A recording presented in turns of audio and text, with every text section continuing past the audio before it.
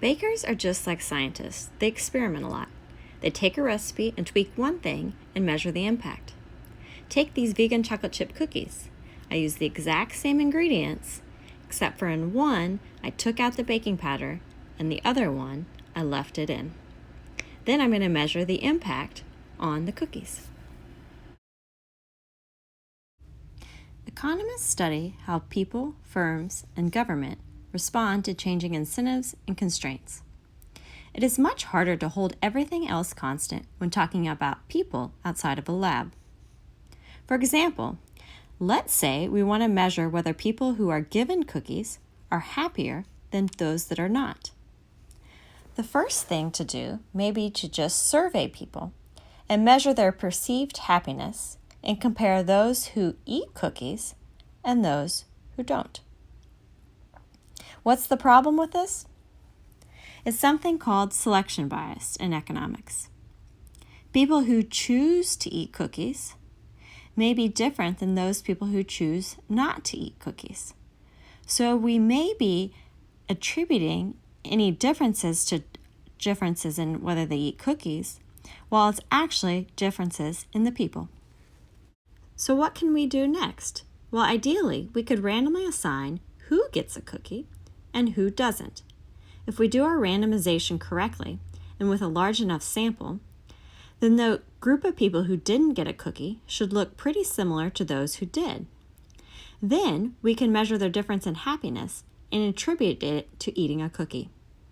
How do we do this randomization? Well, we could do it through a lottery. Maybe everyone in the group signs up to get a cookie. However, we don't have enough cookies for everyone, and so we use a lottery to assign who gets a cookie and who doesn't. And then we measure the difference in happiness. Randomization in economics experiments often occur at the group level. Take a classroom. Let's randomly assign some classes to have cookies and some to not. Then we will measure whether students in those classes with cookies are happier than students without. We have to be careful though. We can't have one teacher teaching the class with cookies and another teacher teaching the class without. Or have the classes after lunch be the ones with cookies and the classes before without. Because then we could be attributing a difference in class to difference in cookies.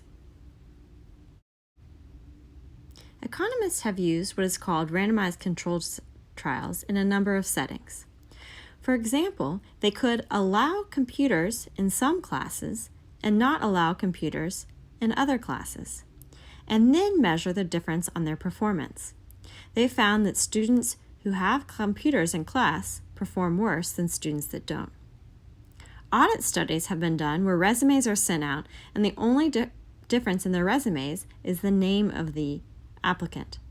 It has been shown that those with African American sounding names receive fewer callbacks than those without.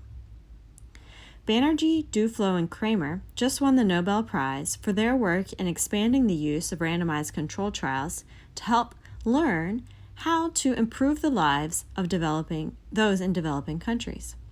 For example, do textbooks in Kenyan schools improve performance? Finally, this has been done with cookies, actually. Some researchers in Germany gave out cookies in some classes and not others. Turns out that those who got cookies gave better teaching evaluations and liked the class better. Now let's turn back to our previous experiment. Turns out the baking powder didn't add much. I'm pretty shocked by this, but it's good to know. There was still baking soda in this, so I wouldn't recommend taking out all the leavening product, but maybe in this specific vegan chocolate chip cookies, you don't need it.